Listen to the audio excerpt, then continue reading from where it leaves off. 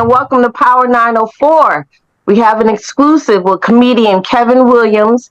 I'm your host, Andrea, and today, being May 27th, the country is observing Memorial Day. And today, Mr. Kevin Williams, who is a veteran and a comedian, is joining us. Let me first start by saying thank you and all the veterans for your service. Thank you.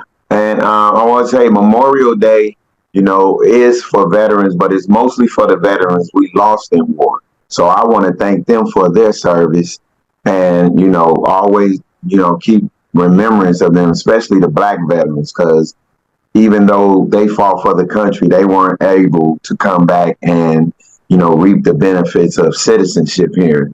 And that always is in the forefront of my mind when I think of veterans. So, yeah, that's to be able to celebrate and remember our veterans on Memorial Day is special. Yes. Well, tell me about your time in the military. Well, what branch were you in? How long were you there? Yes, I joined in 1985. I wanted to get out of my mama's house. That's how bad it was. I didn't go to college, but I know I didn't want to stay there. I love my mama, but when you get to that age, I was like, And the first Army recruiter came, like everything he was saying sounded so good to me. I get to go away. I get to move. Right. So I joined in 1985. I went to the Army. I served 5 years in the Army. I was stationed in Korea my first year. And the next 4 years, I was stationed at Fort Ord. Once I got out of the Army, I went back to school. But at that time, we got into a little conflict with Iraq, and they had so I had to quit college and go back to the Army for 6 months and serve in Desert Storm. And when I got out, the thing about it is I had got out of the Army and I had got that military out of me. Like it took a while to get that military lifestyle out of me. So when I went back, it got put all back into me. So I was like, look, I'm not going through this to get it all out again. So I decided to say, well, I'm acclimated to being in the military. So I went back to, I joined the Coast Guard, the U.S. Coast Guard, and I served honorably for 7 years after that. Wow. So that's the end of my military background. So you served 2 branches. Thank you. Yes, I did two boot camps too. Okay. Yeah. So you mentioned that you went to college. Which college did you go to? Did you attend? Well, at that time when I first went in, I was just attending a community college. And I was just doing my first 2 years. Then I had to go back to Desert Storm. But after I got out of the military, I went back to college and I attended Columbia College in Chicago. It's one of the top media schools in the country. And I studied television production, producing, and writing. And that's where I got my degree. Yes. All right. So here we go. Speaking of your producing and writing skills and your comedy, you said your comedy started, you told me before, because we had another conversation prior. Right. And we wanted to put in some things that we left out the first time, having to do with you and your comedy and your craft and how important it was to you or is to you that you are properly valued and compensated for your work. So originally you told me about working on a podcast using your communication skills that you obtained from Columbia College. Yes, I was producing Damon Williams. He's a comedian. He's been on Tom Joyner Morning Show. I produced and wrote his podcast for 2 years. And I wasn't really duly compensated, and I really wasn't looking at it like that, but I was getting valuable producing experience, and I was learning a lot of stuff, and I was being able to hone another craft. And something that I had learned, my communication skills, those were the things that helped me grasp stuff in the podcasting world and help me use my writing skills that I learned for television over in the podcasting thing and learning how to piece together a show and how to keep it interesting. So that was really fun. I was able to create on the air. We had to have we had 2 hours on air, but we had to break it up in 15-minute segments. So I had 8 segments I had to create. So I would book a guest. Sometimes the guest would sit in the studio with us and they would talk the whole show. Sometimes they were only able to get on the phone and talk to us a few minutes. I was able to coordinate where I had a young lady who lived in LA and she would give us news about comedy. So I created a segment where she's giving us the inside scoop on what's going on in comedy. It was all about comedy. That's all we wanted to talk about. I would create games. I would have a quote that a celebrity would say, and I would pick the celebrity that said it, and I would pick another celebrity, and I would have Damon decide which celebrity said it. So that's one of the games that we created. And I also brought one of the new and up and coming comedians right now, Just Niche. She was on I heard her. She was so funny, and I brought her on the show. So it was me, Damon, and Just Niche on the show. And that was my first foray into podcasting. We went from 0 listeners to 600 in 2 years, which I know it doesn't sound like a lot, but to come from 0 to 600 on a podcasting platform is great. And just before we ended, I wanted to bring the cameras in and start taping because we had TK Kirkland, Adele Givens, Lou Nail was in the studio, and those were our best hilarious shows. I still have them on. I have them recorded somewhere on my computer, and so those were some of the best shows we had. We had Gary Owen call in. We had Melanie Camacho call in. Some of the funniest segments. So it was great. It was great to do, and it was great to You're doing most of the writing for all of this. I did all of the writing. All of the writing. I put together the show. I wrote the segments. I pieced together. I produced the opening song for the show.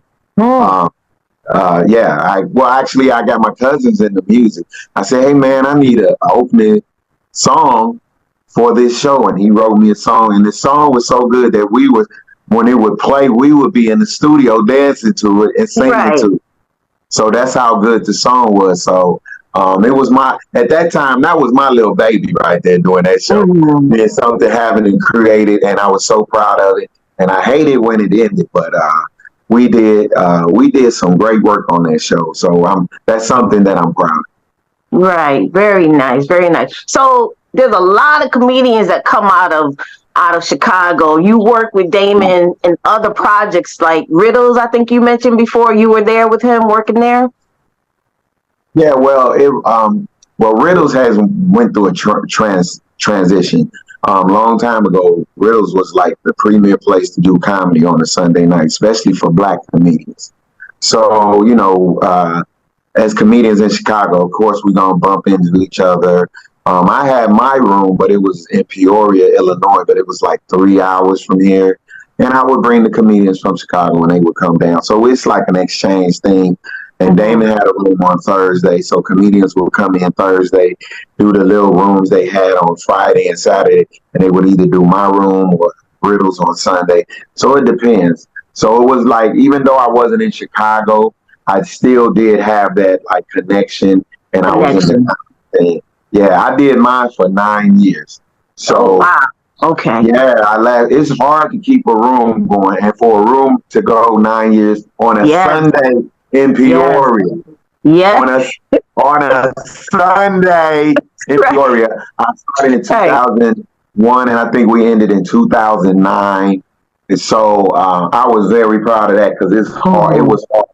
We don't have the millions of people in Chicago that, there's not. We don't have that in Peoria. And so you also didn't have social media the way you have it today. We didn't have social media. Right. I mean, we had Facebook, but a lot of my audience didn't have Facebook. A few did, so I was still passing out flyers. Right. Beauty supply, so I was going to all of these places to pass out flyers and keep this room going. Kept good comedians coming in. Deion Cole, Lil Rel. Lil Rel will host for me, but and so it was a connection we had at Riddles, and of course, we're gonna run into a lot of Chicago comics. So that's the connection, and that's how Damon and I connected. That's one of the ways. Right. And then fast forward to when one day you heard after waking up that a joke that you posted on said Facebook had been used. Right. I thought you was going. How did that make you feel? Say it again. I thought you was gonna kind of ease into that question, but you went right at it. Right. Well, we're talking about Facebook. We're talking about how you were in these streets, in the comedy streets, working hard. We're talking about your connection to Damon. Right. Is there anything else you wanted to add between that and where you got those texts? Right. Well, let's go. It all started June 19th, 2019. So actually, let's go back to June 13th. Actually, it started June 13th. I had wrote this joke. It was just something off the top of my head. At that time in Chicago, we were going through a rash of shoots, like a whole lot of shoots. But it was June, and the temperature was still 40 degrees. We were waking up to 30 or 40 degrees. And off the top of my head, I said, this is how I first said it. I said, well, if I was Summer, I wouldn't want to come here either because I'd be afraid to get shot. Right. That's how I said it. Right. But I wrote it as Summer is not coming here because it's afraid it might get shot. And I put it on my Facebook. It got a lot of laughs. Everybody laughed about it. The funny face. And I got like 75. So I'm like, oh, okay, wow. I kept it on my Facebook a week. Every day people would comment or laugh on it. And so I was like, you know what? I'm going to try that at the comedy club. See how it goes. Because a joke like that doesn't have that long a shelf life. Right. You know what I'm saying? I can't, once winter starts, Right. Not even, I think that joke had about 3 months, probably 3 months. Yeah. If it was funny. So I go to the comedy club. This is I don't remember the night. I think it was a Thursday or Wednesday or Thursday night. So I go to comedy club, do the joke, and it kills. Like I gotta wait for people to stop laughing to tell the next joke. And I thought the joke was funny, but I ain't think to Chicago people it's funny because they hearing it, so it's funny. I'm like, oh, I'm gonna keep that because I know the shelf life is not that much. So I go home, I go to bed, and I wake up, Andrea, because I just wasn't tired no more. I had to wake up.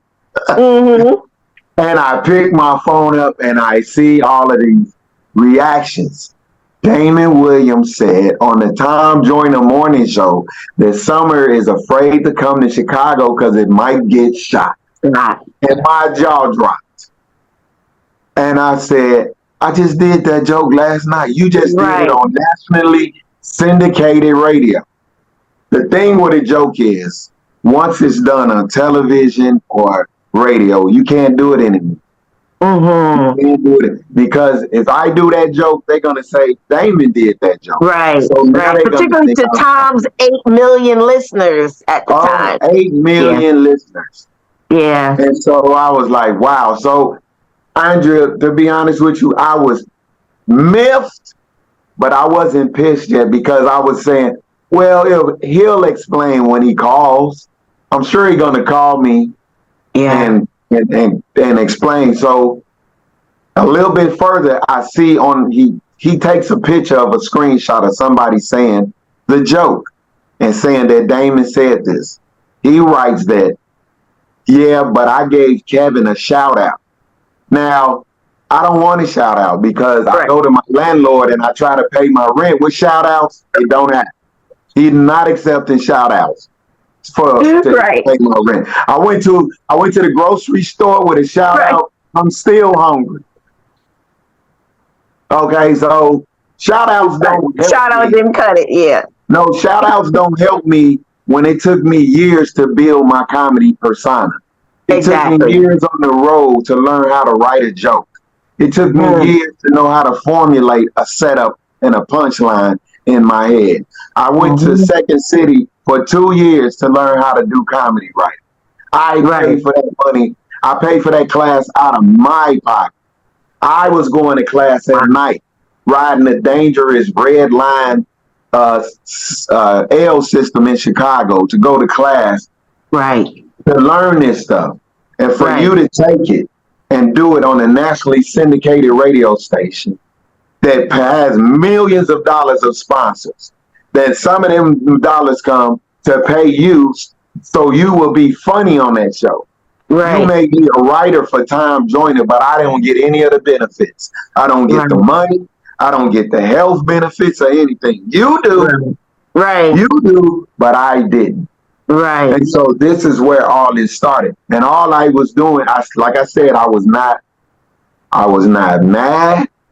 I was just a little miffed, but I knew that he was going to call me and it would all be, water under the bridge. Right. But I never got that call.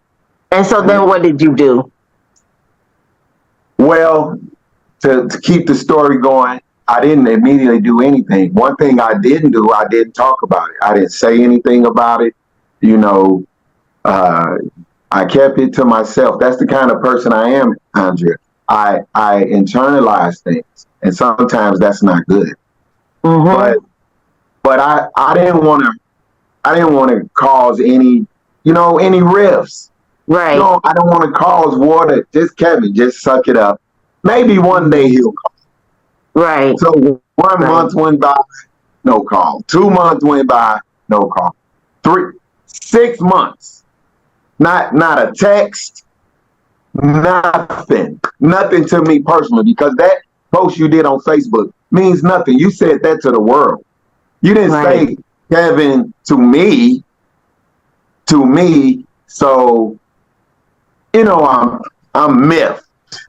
I'm pissed. So 6 months go by, and consequently, we have a show coming where we're doing it together. And Andrea, it was building up in me. It was like you still ain't called me, and we got a show together. Right. Yeah. And out of anger, I said something online. It was not nothing. I don't even remember what it was, but even if it was hurtful right now, I really feel it was warranted. Even if it did, even if it was right, and it wasn't cool because I'm not like that, and I wouldn't say nothing like that. But I've said something, and now I probably told some, because I'm mad now, because you didn't want me to say no. Why you didn't call me? Why you didn't call me? Right. So I'm mad. I end up getting kicked off the show. So now, when I get kicked off the show, that means no money. So now I lost money. So now I'm starting to really get it. And yet he still hasn't called. Still ain't picked up the phone and say, hey man, I'm sorry, you don't know. And then don't call me. Don't try to act like you don't know why I'm mad. Like I just woke up one day. You know when I feel like being mad at somebody. Right. Damon.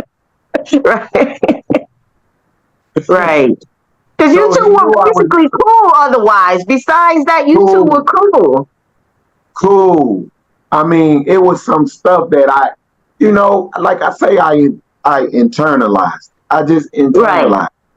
And I try not to make big stuff, forget about it. I'm trying to move forward. I'm trying to be a real good, funny comedian. This stuff don't help me be a funny comedian. I want to concentrate on the stuff that makes me be a funny comedian.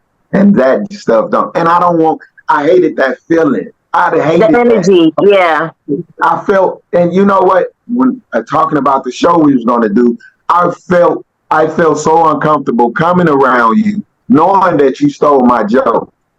And you're waiting till now to say something. If you were going to say something to me, I don't even know. If you were going to say something to me, why 6 months after? You could have texted me, anything. You said nothing. You could have called me and said, hey, man, I accidentally did your joke on the show. Here, I'm going to cash app you $50, bro. Right. We wouldn't be having this interview right now. Right. All right. Let's I think, because I know that you don't want to focus on Damon, but you'd rather focus on what happened, your next step of what you did. Right. Greg Mathis. I would never call him judge.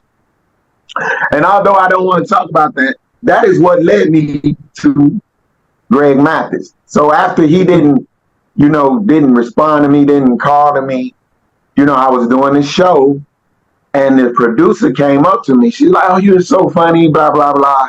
She was like, "Yeah, blah blah," and I started telling her about what happened. I was like, "Yeah, this and that, blah blah." She was like, "Wow." She was like, "I'm a producer for the Judge Mathis show," and I was like, "Nah, I don't want to do that, because I don't want to. It could potentially hurt his career and my." And that's what I thought at first.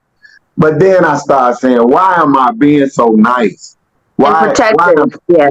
I did not steal his joke. I did not put his joke on there."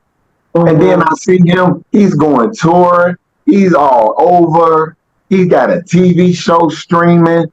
And me, I'm like barely working, I'm barely getting gigs. I mean, I'm getting enough just to keep my head above water. Right. I'm not getting enough to, take a vacation. So now this lady, she done pumped my head up, and I'm like, yeah, come on. I want people to know what this man did to me, because if you can use my joke on Tom Joyner show, let's talk about it on TV. If you didn't do that, so because he basically admitted to doing it with that Facebook. Yeah, I did it, but I gave Kevin a shout out. Right. How can you dispute that?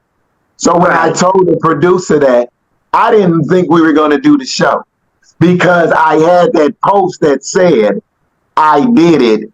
I said he did. So I'm thinking he's gonna say, "Well, I did it. How can I go to court and dispute it when I said it?" Right. He said, she called me back. She said, "Yeah, Damon's gonna do it." I was like, "What?" Right. What? Hey, right. I clutched my pearls. I was like,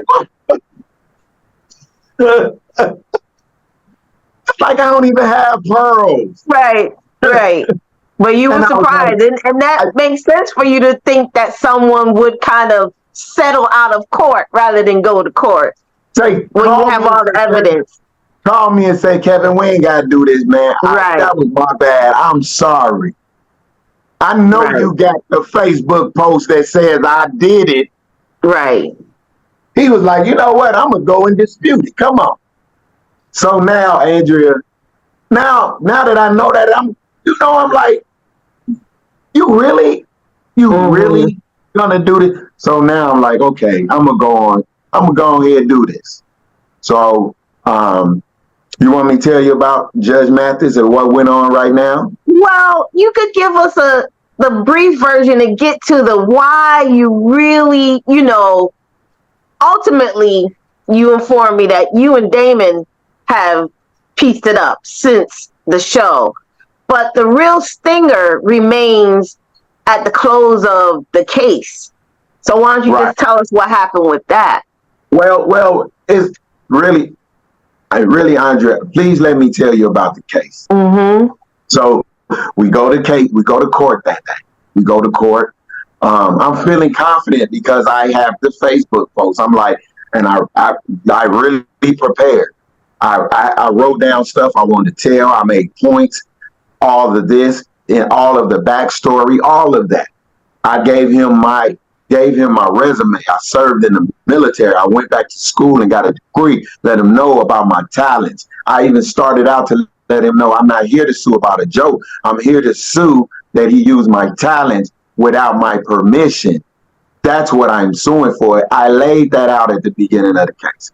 And so in the middle of the case, he goes and starts telling this boring story, long story about comedy. He made us stand there. There's hardly anybody in the courtroom because it was like right after the pandemic. So he got like 7 people as audience. So nobody's reacting, nobody's laughing. He's telling this long story. And at the beginning of the trial, when we introduce ourselves, him and Damon started to talk about how they know each other and talk about the events that they attended together. Andrea, I said, "Oh, Lord." Right. I immediately said, you could probably assume partly that that's why he agreed to be on the show, because he already had a connect to the judge. And so right then and there, things start going bad. So I give him. I talked about told her everything. Or I showed him the Facebook. Showed him the Facebook post. Showed him everything. Went through the case. I'm answering the questions. He asked Damon, did you use this joke? And he was like, yeah, I just thought it was a little joke. It was like, I said a little joke, but it was my little joke. Right. Regardless. This dude is over here confessing to doing what he did. Judge gets to the crux of it and say, because he posted it on Facebook, it's published. He's a writer. You used his stuff without his permission, and you can't do that. Andrea, right. I grew. I was like, oh, all right. Yeah, come on. Right. He turned a 360 and went in on me. Sir, so let's say, how much you think that joke was worth? I said, Your Honor, as I explained at the beginning of the case, I'm not suing for the joke. I'm suing for the fact that he used my talents, he used my education without my permission. And I value that at $50,000. I'm charging him 10%. Now I would have gave him a break had he asked me. He didn't ask me. You know what? He didn't even call me after. Right. So I could have gave him a break then. So I want $5,000. But now let's just see how many jokes you write in a day, in a week. And now I'm like, Your Honor, that is not. You can see me going. I'm not gonna break down. I'm asking for $5,000. Well, we're not gonna give you $5,000 for one joke. But I'm telling you, I'm not suing for one joke. Right. So at that point, Andrea, I saw which way it was going, and I gave him an answer on how many jokes. I don't even remember. I don't even remember. And I told him how many jokes. So he started breaking down the math, talking about this one joke. How many hours you think it would take you to write one? This is how he's assuming that I do that. Because comics don't do that. We don't sit down and stare at page and go, right. Come on, protest. Right. We don't do that. Jokes come to us. Right. Jokes come to us. And that's how we create. So that's how I just told you how I wrote that joke. I didn't say I sat down at a table and wrote. That's how I did. So he continued to press me about how much a joke costs and how much I should be charged for a joke. And I said through some random thing. So he breaks it down and go, I don't know. And then his little ginger head bailiff grabs a calculator and starts punching in numbers and tells him $2.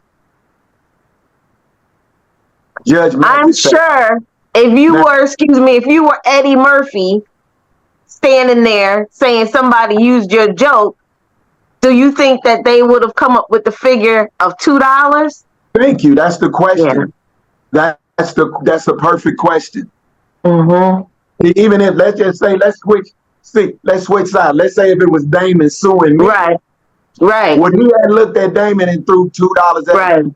That's what he did, Andrew. He didn't award me $2. He took $2 between these two fingers and flicked it at him.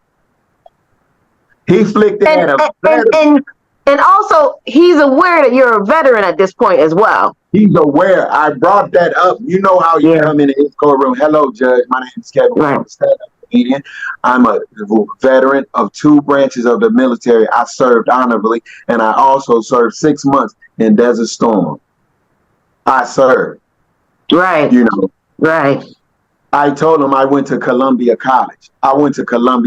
He valued all of that at $2. Andrea, do you know who was going to Columbia College when I was going there? His son attended the same college. I wonder how he would feel if somebody flicked $2 at him.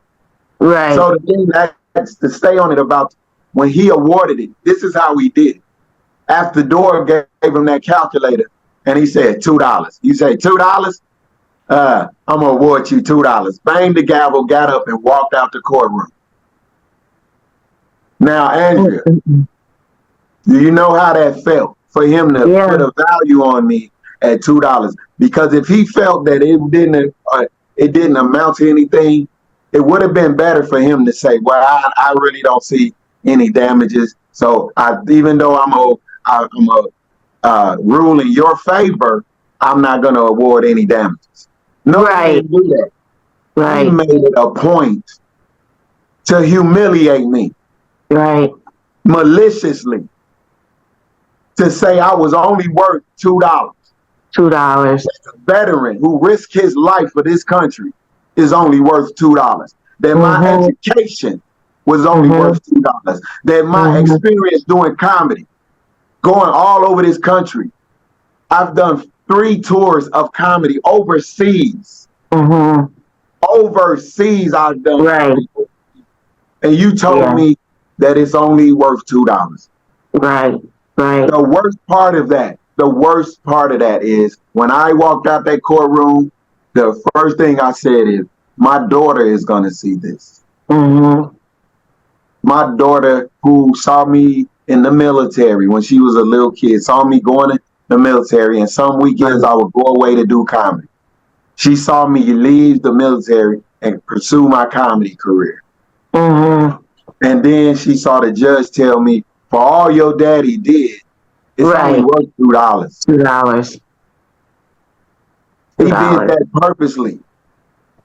Yeah. And another thing that hurt me was Damon didn't say, hey, Judge, you know what? We got a dispute. But that man ain't. No, he walked out that courtroom like George Jefferson. Arm swinging. Smile on his face. Yeah, arm swinging. And did an interview after. He did an interview right after. I didn't. I said no. I walked away because that's how upset I was. Right. Because I knew my daughter was going to see this. Can you even find that footage? Great question. One of the things I was so worried, I was like, people can see this online. So I went up to look at it online. I was like, because once it showed, people started texting, oh, $2. My friends were like, you about to come on Mathis? They showing the preview. And people was like, they would like put $2 in a laughing face. I was so like humiliated for him to do that. And, so I'm sorry, but. Well, go ahead. So that at the time it was on people's minds, but today to find that clip, I haven't been able to find it. That's, like I said, is very, very interesting. 1 second, please. Yeah. So maybe for some reason it got pulled. I'm looking. Yes, I looked. I researched it, and I could not find it. And I can only speculate. If you give me the chance to speculate, I'm not saying this is fact, but I sent you a screenshot of the episodes, and my episode was 48 in season 22, and they have them listed 45, 46, 47, 49. 48 is gone, and I'm gonna speculate. They showed it 2 times already. They already showed it, maybe 3. They already showed it 2 times already. Every time it came on, I got text, I got the smiley face, whatever. And now all of a sudden you take it off. My speculation is he got negative press for that. You did that to a veteran. You told a veteran that he was none. That hurt my earning potential, Andrea. That hurt people. Do you know how hard it is to get work after I've done all that? And you told people that I'm only worth $2. So now I'm a novelty actor. Yeah. A lot of my gigs got regulated to like one night. People were like, I wasn't getting booked in comedy clubs, very few. It's one comedy club that's always been loyal to me, and that was them. And I had one friend, a friend of mine, even after that happened, he loyal and he always booked me. But after that, man, when that came on, I had to promote it. This is how humiliated it was. I was trying to talk to him about getting the booking. And I gave him my price. And he laughed and said, I'll give you $2 a joke. Oh my gosh. And you know what's bad about it, Andrew? I thought about it for a minute because I needed the money. I was like, if I do 2,000 jokes, I can do it. But I'm going to need 14 hours. That's all I need. You say, But it okay. was so hurtful. It was so Yeah. hurtful. I went through that. People was calling me the $2 comic, and this was another. Like I said, it was hurtful when Damon didn't speak up for me. He walked Yeah. out the courtroom. He was smiling because he knew he got away with it. He knew Hmm. he didn't have to pay no money. He used my joke, got paid for it, and got no repercussions. He Right. was giving an Right. interview after, hey, yeah, I'm sorry I had to come to this, but I won. And I'll be at Chuckles next week. I'll be doing 5 shows, 2 Right. Fridays, 2 Right. Saturdays, Right. Thursdays, Right. you know? And that But was hurtful. so I'm sorry you had to go through that because that just sounds like, I mean, it's rough out there anyway. It's rough out there Yeah, anyway to yeah, maintain bookings and things like that. Now, yeah. what year was this exactly? This was 2020 when we went to the Judge Mathis show. And That's it. and this is during the pandemic, so it was This, already it was a it was struggle. August. So, we were coming out of it. In We weren't 2020, on in 2020. It was August. We weren't on what I mean, we weren't on, what was that, lockdown. quarantine? Yeah, we Yeah. weren't on lockdown. I was working comedy clubs. It was like sporadic. Yeah, but You could even only still, have the rooms weren't necessarily full already. still, And yeah, right. Wasn't making any money. I'm not going out making any money as a comic. So, right, uh, we just doing that. And so even though I was still alive, I made it through it. I was struggling as a right, comedian, and right, doing this really didn't help. So, right. As were many comedians yeah, at as that were time. many.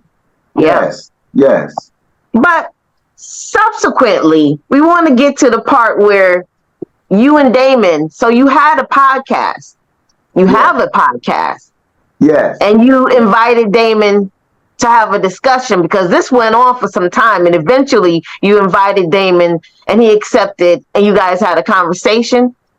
yes. Because I was trying to like squelch this because after the taping, man, I went through anxiety, like severe anxiety. I didn't show it, but it was like I couldn't sleep at night.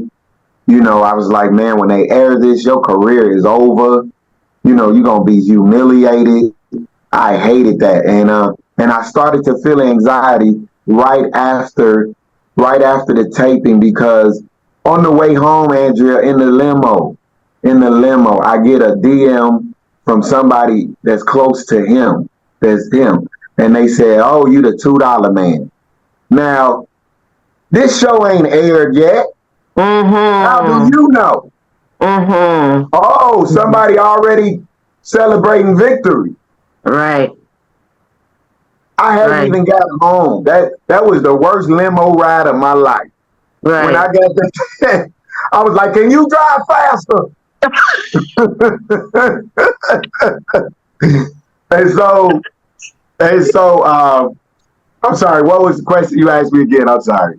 Asking you, ultimately you and Damon ended up Yes, having a yes, okay. conversation about it on your podcast.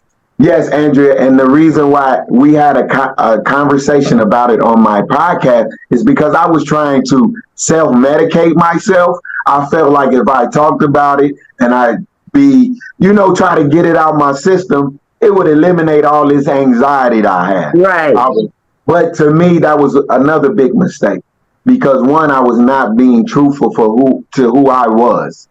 I was being comfortable. I was not really saying what I wanted to say. I was angry at the fact that you used my material and you never called me. Mm-hmm. You never said anything to me when this could have all been eliminated if all you would have did was call me. Mm-hmm. But I was playing it safe. We were on the radio.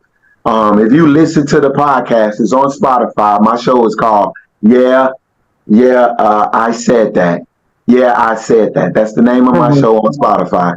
And you look at it, and I'm being very cordial. And he never apologized for using it. He never apologized to me for saying. He never said, "Kevin, yeah, I used it." He was kind of sounding like, "Hey, I won in court. They put you down to $2." I joked about that. Right. Right. I joked about the $2, and I thought I'm making amends with this guy. But you know what, Andrea? After that podcast, I didn't feel good, and I felt even madder Mm-hmm. because of the way he talked to me on my podcast, the way he just blew it off like it was nothing. He probably was late for one of his gigs that he does. That's why he wanted to get out of there. He wanted to get out of there because I kind of cut the podcast short. If you listen to it, but he was late for a gig. I didn't have a gig. I didn't have nothing. They fly him across the country. They book him just for being on Time Joiner. I got to hustle for my gigs. And at that time, we were still kind of shut down. That's that was really hurtful, when I bring him on my show. And there's no way I could I couldn't forget about it. I couldn't forget about it. There was no squashing it. There was no, I tried to, but in my mind, the person I was, it hurt most that I stood up for myself and I was the one that suffered. I was the one that suffered because I called foul. You don't do that. You don't do that. That's what I was told. You don't do that. And just recently on Club Shay Shay, Lavelle Crawford was asked about would you steal a joke? He said no, and then they asked him, well, what if somebody stole your joke? And he said, then you would have to send me a check. Exactly. So it's not uncommon for comedians to feel a way about someone using their material and wanting to become compensated, to get compensated for it. So that's not, you're not unusual in that regard in terms of, someone used your material. You at the very least, expect a phone call to say, acknowledge that I used your joke. And then rightfully so, you anticipate that there'll be some compensation for your material. Well said, Andrea. Exactly. And I'm glad you cited that, because when he said it, how comes it makes it less valid when I say it? Right. How come when I say it, it means nothing? It means $2. Right. But when Lavelle says it, even Cat, whether he was right or wrong about what said, if said stole his joke, I don't know. But what I do know is he stood up for himself. Right. He stood up for himself. And so to all that controversy, Judge Mathis chimed in and made a comment about the comedians and, the going back and forth between maybe DL and Monique and such. And he said that he wanted comedians to get along. Right. Maybe he thought it was funny. Maybe he thought he was being a comedian by saying $2 and behaving that way.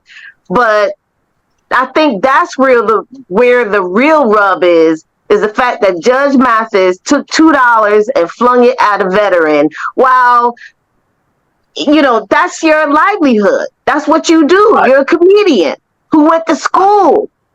Right. And served in the military doing comedy. Right. Right. And then on top of that, so you mean to tell me my degree and your son's degree is only worth $2? Are you saying because we went to the same school and we studied television. So, and now he's his bailiff on his new show. His bailiff with no gun. How you a bailiff with no gun? All you got is a black shirt and black pants. That's all he got. And he a bailiff. I can do that job, Andrew. All I need is somebody. I got the shirt. I can go get me black pants. And he ain't got no gun. Right. He got a case on his belt. I bet it's bubble gum in there. That's all it is. How you a bailiff? You know what? He don't need no gun because his daddy right there. If something happens, like that's called daddy. Daddy. Well, I think, how do you feel about moving forward with I don't know if I want to say your relationship with Damon, but how you move in the comedy community in terms of collaborating? And I think maybe the idea of, actually upfront, you were saying that you were kind of working on Damon's podcast without getting compensated. Maybe that conversation going forward when you're working with somebody, what is this worth? Have those type of conversations. Yeah, since then, yeah. Oh, I only do podcasts if I get paid. If we're not getting paid, I'm not wasting my time. I have the experience and I have the professionalism to do what needs to be done as far as being a podcaster. So, and I like doing it myself. I like producing my podcast. And although unless you pay me, I'm not doing it. But I will help you with ideas and help you get your podcast because I want you to be successful. As far as getting compensation from that, I don't want that, and I don't care. That compensation is done. As far as me and Damon, I don't really want to work with somebody who, at this point, 4 years later, has still not acknowledged to me what he did to me and said, Kevin, I'm sorry. At one point, I'm trying to push for you to go through. I'm telling myself, Kevin, you can't let this go. You got to let it go. And he booked me in his comedy club one weekend, and I worked the weekend. And so after the last show on Saturday, I go to the lady he has worked. Like Damon said, he's gonna send you the money. And as a comedian, everybody know last show we get paid. So I'm like, okay, again, I'm trying to be understand.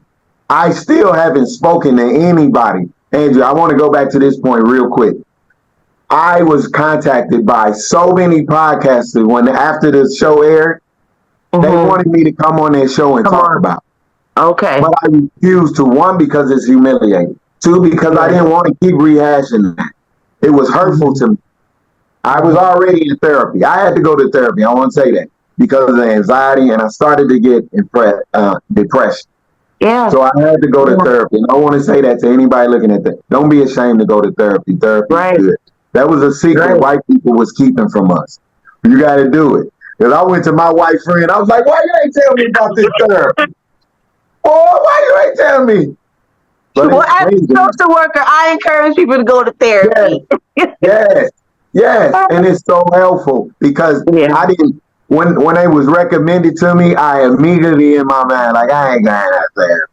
I ain't no man. But then I felt so bad. I was like, maybe I need to talk to somebody about this because, the depression from the show, it was I was scared. The pandemic. Yeah. And you know what? The most that really set me off when people would recognize me from the show, and they would associate me and $2. $2. Even if I were you, I would have put my Cash App number on my. Send me $2. Send me $2. Right. $2.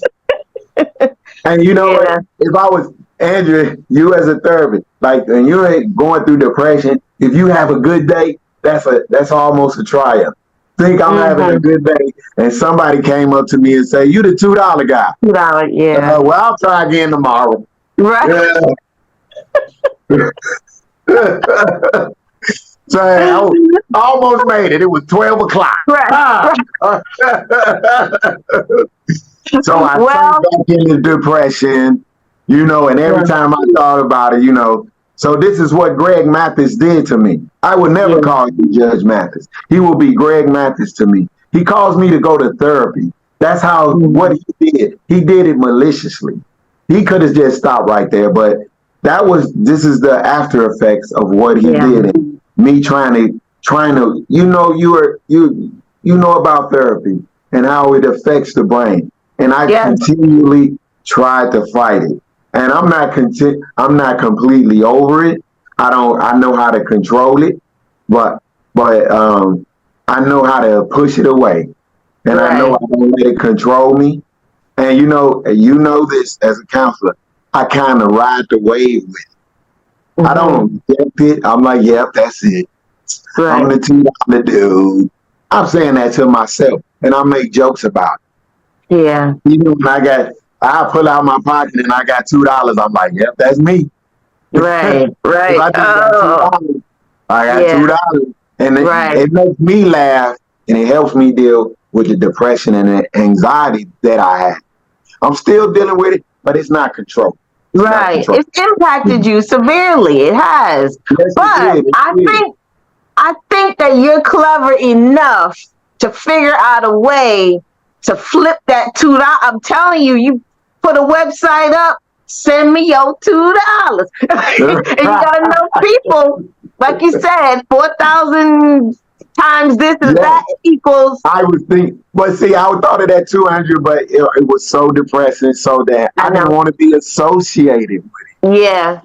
I just didn't want to be, I didn't want anything to do with it. But can I say this? This is how the negative became a positive. Mm-hmm. And I didn't know this. When he said that I was worth $2, and I immediately think, my daughter is the love of my life, the greatest person that I love. I love her with all my heart. And for her to see that hurt me. That hurt me. And I was like, I don't want her to be that last image of me, a Judge Mathis. Because at that time, I'm going to tell you that I was battling cancer also. Mm-hmm. And so when you're battling cancer, you think any day now. It can happen any day. And he said I'm worth $2. And I'm like, I don't want that to be my the lasting impression. Yeah. So this is how I turn that negative to positive. Well, I'm so crazy, Andrea, that I said every time I go do a set anywhere, I'm going to tape it. And I would tape it. So I would tape, and I started accumulating. It was whether I would started going back to open mics just to try new material, but I would tape them. And I've started to do so many of, but I was getting good. The material I was doing, the audience was laughing. I created this whole library of these things. It's about 50 to 60 of them. And I put them on these little discs. You know the disc you put in your computer and you can watch video. And I put them in there. And I put a rubber band in them. And I put them in this little box. And it's just a little box. It's just nothing. It got a little key to it. I keep on my keychain. And it's nothing. And so I kept it. So if my daughter, something happened to me, she would find them and she would go through and look at them. You know what I was trying to do, what I was thinking of, Andrew? Remember, you ever saw Purple Rain? Yeah. Remember when his father shot himself, he went off and started tearing up the basement and he found his father's music? Yes. I was trying to recreate that she found. Right. I didn't want her to tear my house. I just wanted her to find that. And then Andrew was thinking, when Prince was tearing up the house, so what? You think if he would have cleaned up, he would have found those. They was right there. Don't you think it's one thing if he was just vacuuming, he would have picked that up? He's like, oh, look at Purple Rain. What? That's. But anyway, I just say that, and that's how I kept that helped me beat anxiety. It kept me because I wanted to write so much. Now I'm still going to therapy. But I'm bringing the funny guy. It's not gone. I would not let Greg Mathis kill my funny guy. Right. He almost did. Right. I'm still going to therapy. My therapist. I remember you telling me about you being a finalist for the Humor Mill too. Well, actually, it was for Comedy Wings. Comedy Wings. It was for the American Black Film Festival. It was for America. And not that Damon had anything to do with this or anything, but at that time, this was before he did the joke. At that time, I was still trying to, make money, because I was making money, but it was just enough to keep me alive, to pay my rent, to pay this, to pay that, all of that, transportation, all of that. So but I wasn't having enough money to accumulate, to have savings. Right? So the thing, what I'm saying is, yes, it connects to that, because I was going to win that contest. I was going to win it. It wasn't if I would, no, I was going to win it. Right. And the day that the finals was June 19th, the day I woke up to Damon doing that joke. Right. So that's how that's connected. He had nothing to do with that. He's not making it. But that added into my depression, that I missed that opportunity while you're using my joke on radio. Right. Oh. That's how that was connected. Right. All right. So, do you feel like you got it all out? You feel like you said I what you got a need to lot of say? stuff. No, I have so much to say. Because I don't like Greg Mathis for him to, I'm telling you, you never issued me an apology. You humiliated me in front of 10 million people. You played it again. You got to do it again in front of 10 million people. Maybe somebody you never saw it the first time. People recognizing me, I got to smile. Yeah. Somebody coming, you was on Judge Mathis, $2, dude. Right. Yeah, excuse me. Yeah. I got to try to push it down and all of this. Then once we started to, the pandemic was over. Now, November 20th, 2020 is when they aired the first episode. At that time, I was in a relationship. When somebody come on TV and say you worth $2, your woman ain't going to take that 2 nights. Yeah. And I think 3 months after that, I think the last thing she said to me was, yeah, just leave my keys on the table.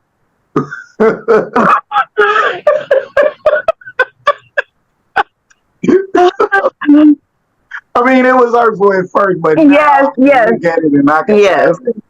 Yeah. But this is what happens when you go on TV and tell somebody that they're only worth $2. $2, yeah. You kill my profession.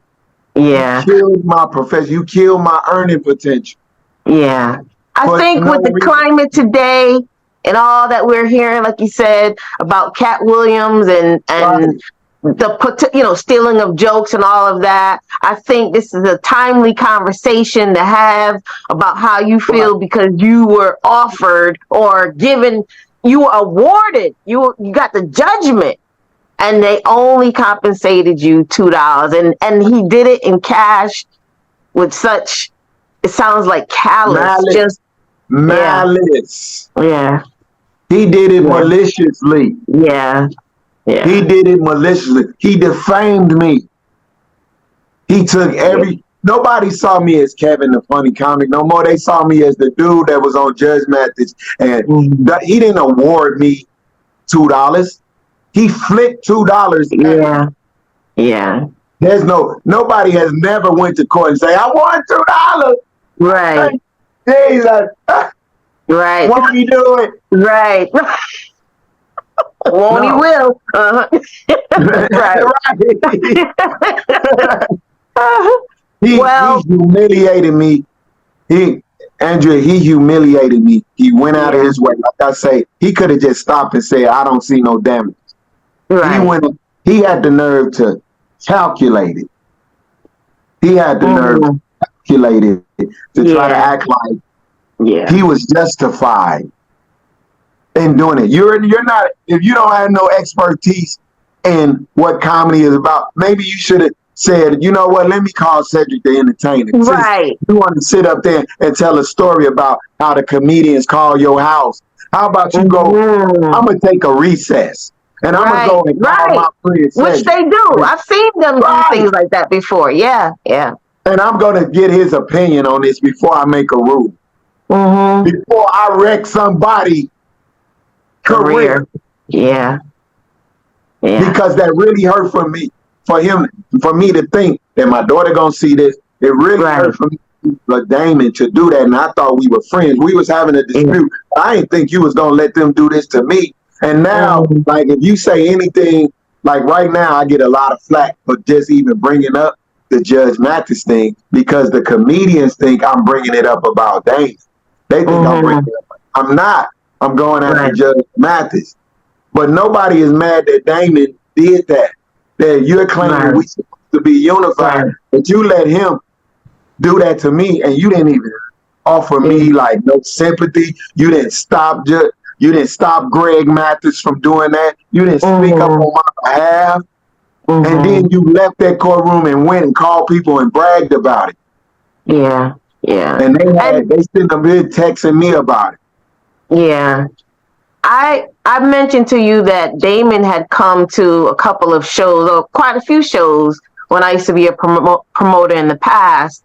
And I wouldn't necessarily have, pegged him to be a guy that wouldn't be a stand-up guy. I always thought he was a cool, one of the comedians that we had. I actually asked him to come back for a show for my friend's 50th birthday party. I was the one let's get Damon, because he's good. Right. And he's, so I guess that's part of the surprising part for a lot of people, to figure out how and why he never, according to you, never really stepped up to do what was right. But, right. And I never attacked his character. I never did anything to attack him where it would hurt his earning potential. Obviously, y'all can see that. Right. He got a vote. Right. I got a vote. And he hated that I said that. He hated that I said, well, I said it on Judge Mathis. I was like, Judge Mathis, he got a vote. I don't have a vote. Right. And he said something. He's like, well, you can see, Your Honor, he mad because I got a vote. I ain't mad you got a vote. Right. I'm mad you used my joke. Right. I'm pointing out the fact that you got a vote and I don't. I think it's just, you won. So there was no question about whether or not you should feel away.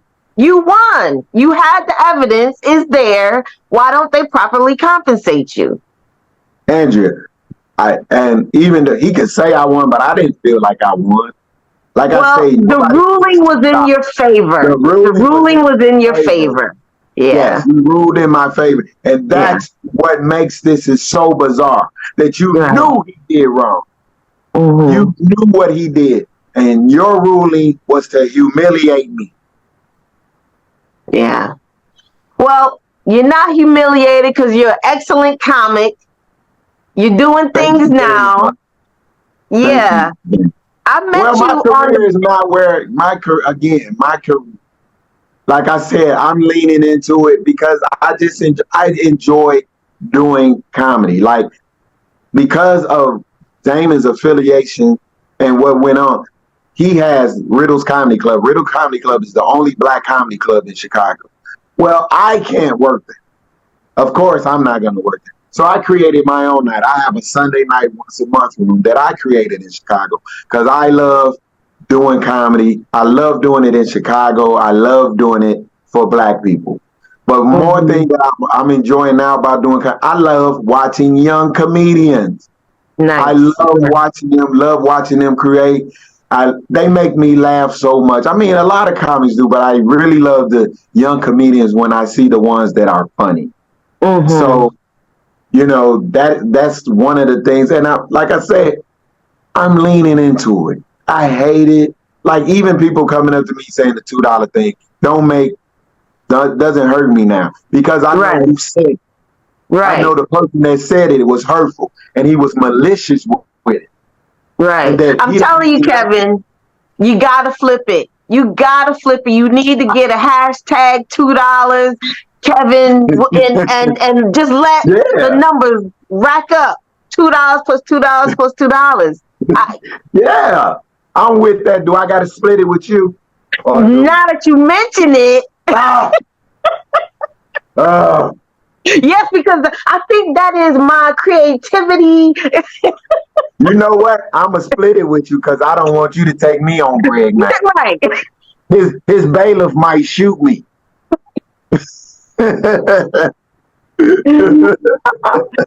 Listen, I think we could go on and keep talking about this, but we need to make sure we end it on a positive note, what you got going on, and how we can move forward with splitting of the $2. Right. Well, I'm going to tell you right now, I have gigs come up. They're not really important gigs because, again, I've leaned into where I am in comedy.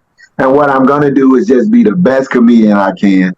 I'm a funny comedian. I enjoy doing comedy. My most important thing is my night that I do here in Chicago, Thursday night. And it's growing. I can't wait. My next one is June 6th. I can't wait. And that's what I'm doing. And I continue to work the comedy clubs here as much as possible. Do you also do things for veterans and or cancer survivors?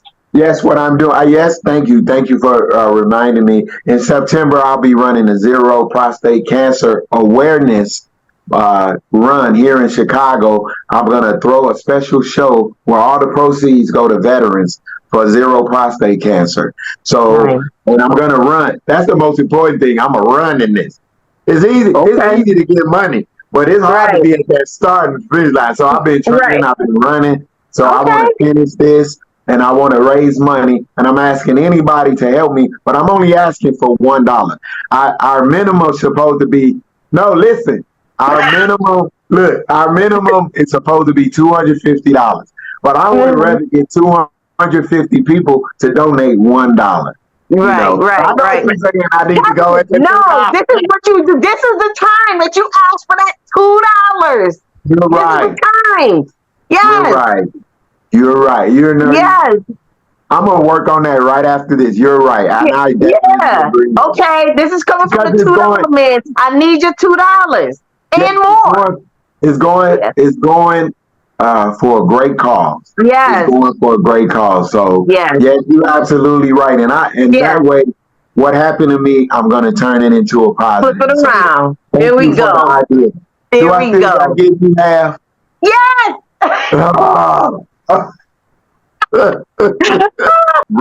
real quick, specifically on Judge Mathis, calling him out for his hypocrisy and why my tape is missing.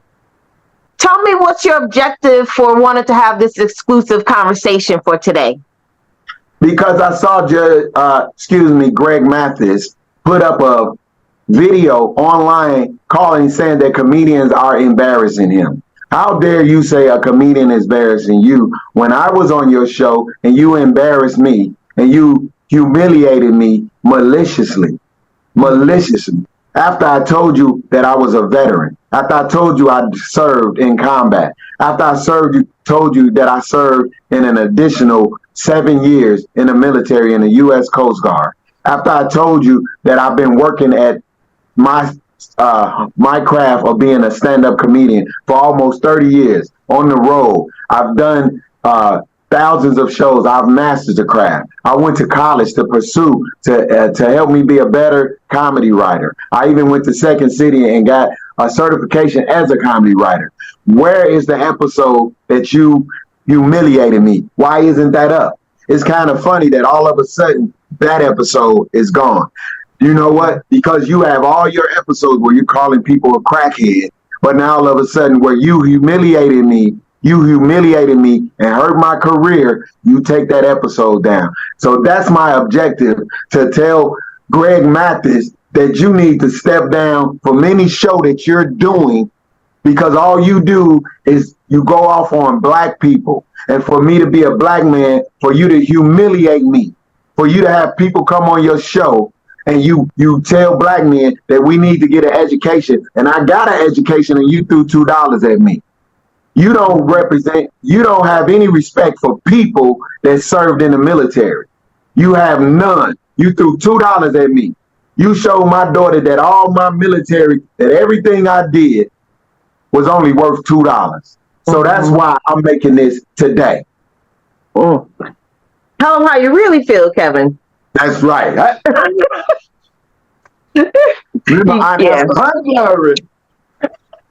So just to be clear, what do you have to say about where you and Damon are right now and how you feel about it? Well, I've let the situation go because there's no more I can do with it. But in the future, if we got a chance to work together, I wouldn't refute it. I would actually welcome it. But I've let that situation go with what happened. But the only reason why I'm bringing it up is because my major thing is with Greg Mathis, for what he did to me, for what he allowed to happen to me and go out. Unfortunately, for me to tell that story, I have to go back to what happened to me and Damon. I don't want to do it, but that is what brought us here. But I mean, we can mend fences and we can work together. But my main purpose, my main objective is for me to,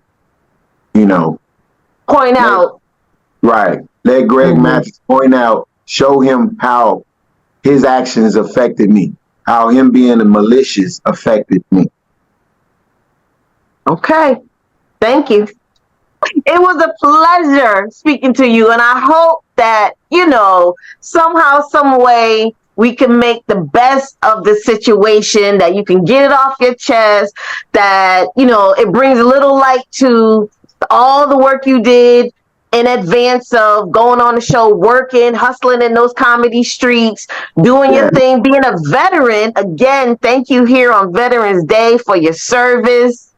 Thank Thank you. you. And I will talk to you again, because we're going to keep in touch, and we're going to keep going with a lot of other projects dealing with cancer, as I'm a survivor and the Yeah. veterans. My mother used to work for the VA as a nurse. So, Oh, okay, yeah. yeah. Yep. Yes. Well, thank So, you, Andrea, for having me. I really enjoyed it. You are a great interviewer, and thank I you. really Thank you. enjoyed it. And definitely, and next time I'm on your show, I want to come for straight comedy. All right. I want to Okay. make you laugh the whole interview. Right. Okay. I'm here for all of that. All right. Okay. Thank you. Thank you. Thank you. Bye-bye. Bye.